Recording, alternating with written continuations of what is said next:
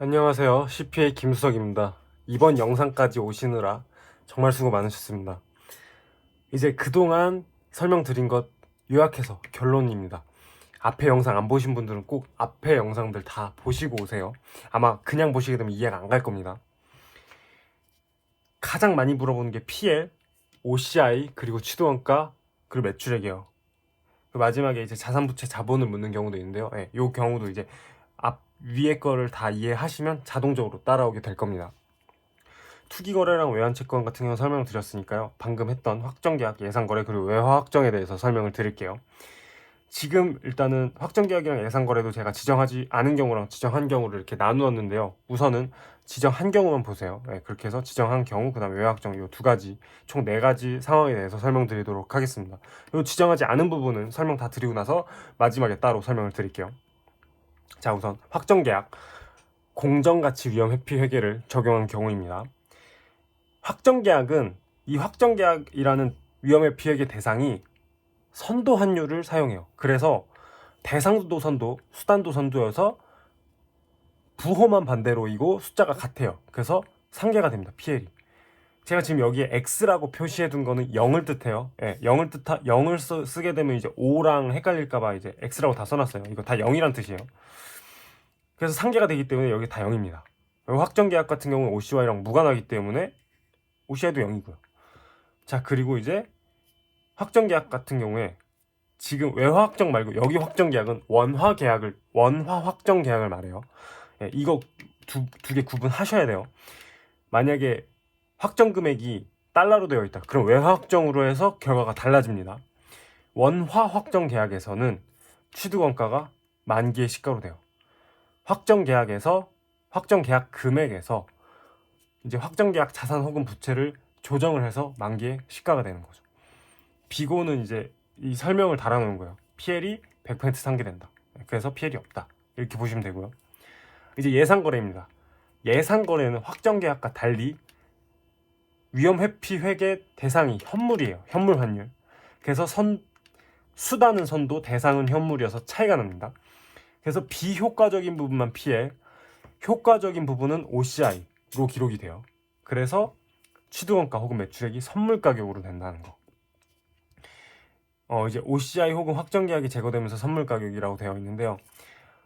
일반적인 예상 거래에서는 OCI가 제거되면서 선물 가격으로 됩니다.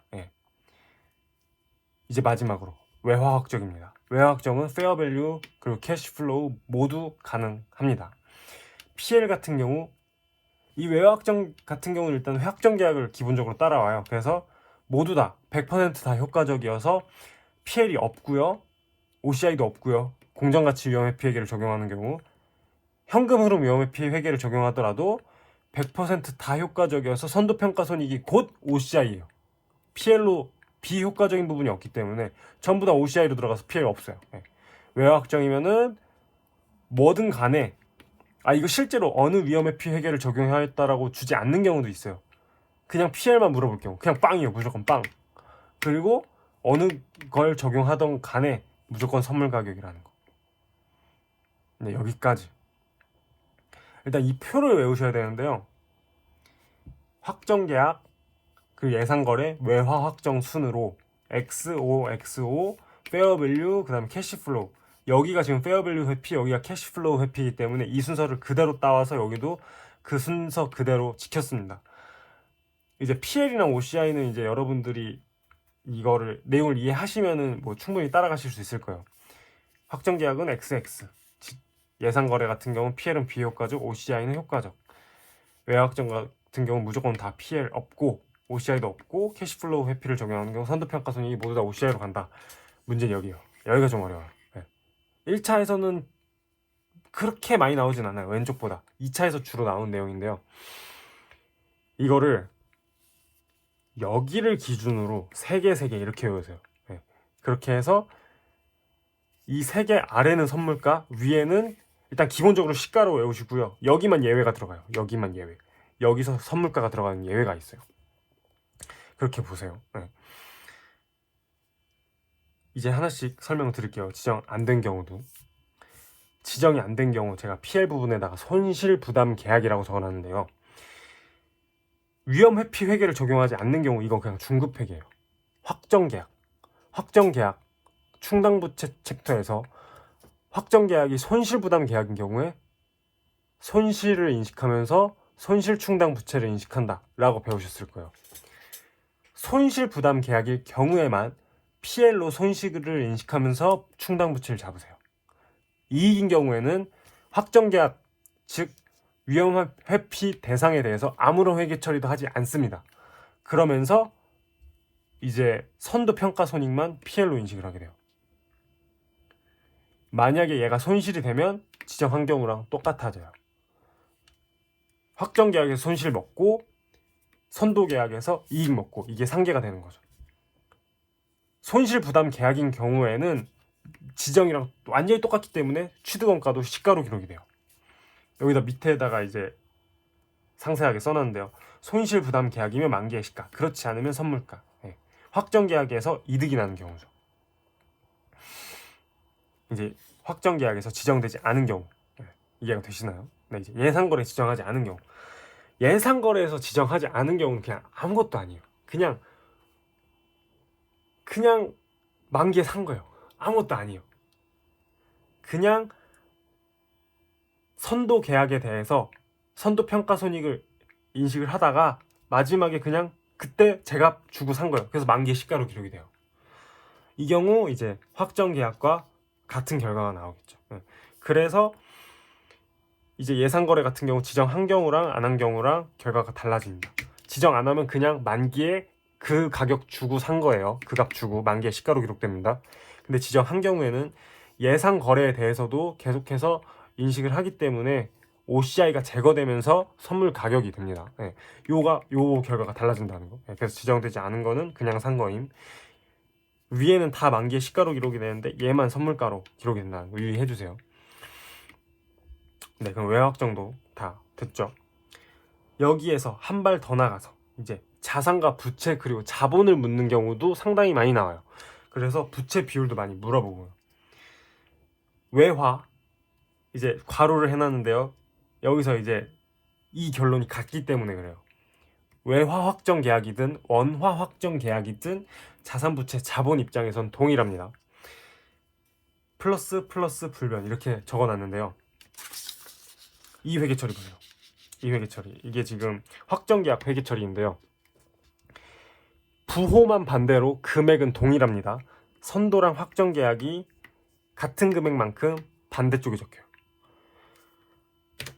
지금은 선도가 이득 나는 경우인데요. 선도가 손실이 났다고 쳐보세요. 그러면 선도가 대변에 확정 계약이 차변에 나왔겠죠. 그리고 다 같은 금액이 나와요. 확정 계약이 손실이 나든 이익이 나든 상관없어요. 같은 금액만큼 자산 부채가 늘어요. 그래서 자본 불변이에요.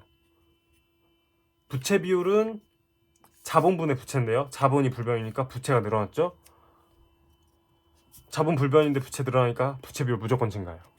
확정 계약 손실 나는지 이득 나는지 보실 필요도 없어요. 그냥 선도 환율 변화분에다가 거래 규모 뭐 100불이면 100불, 200불이면 200불 그냥 곱해서 자산이랑 부채다 그냥 똑같이 엎어주시면 돼요. 쉽죠? 그래서 외화 확정 계약이 가장 많이 나오는데요. 그럼 결과적으로 이래요. PL 물어보면 빵, OCI 물어보면 빵, 취득원가나 매출액 물어보면 선물 가격, 자산 부채 물어보면은 변동분만 구해서 이득인지 손실인지 따질 필요도 없어요. 그냥 같은 금액만큼 자산 부채 늘어난다. 이렇게 외우시면 됩니다. 그냥. 근데 이제 예상거래의 경우 자산 부채가 어떻게 변동하는지 설명드릴게요. 이 경우에는 손실과 이득을 나눠주셔야 돼요. 왜냐하면 예상 거래에 대해서는 회계 처리를 하지 않고 선도만 움직여요. 선도만. 그래서 효과적인 부분은 OCI, 비효과적인 부분은 PL로 인식을 하기 때문에 만약에 선도에서 손실이 난다. 그러면 선도만큼 부채가 늘어나요. 그리고 부채 늘어난 만큼 자본이 감소해요. 이 부채가 늘어날 때 반대쪽에 PL 혹은 OCI로 나눠서 인식을 하지만 결국 걔네들 다 자본이거든요.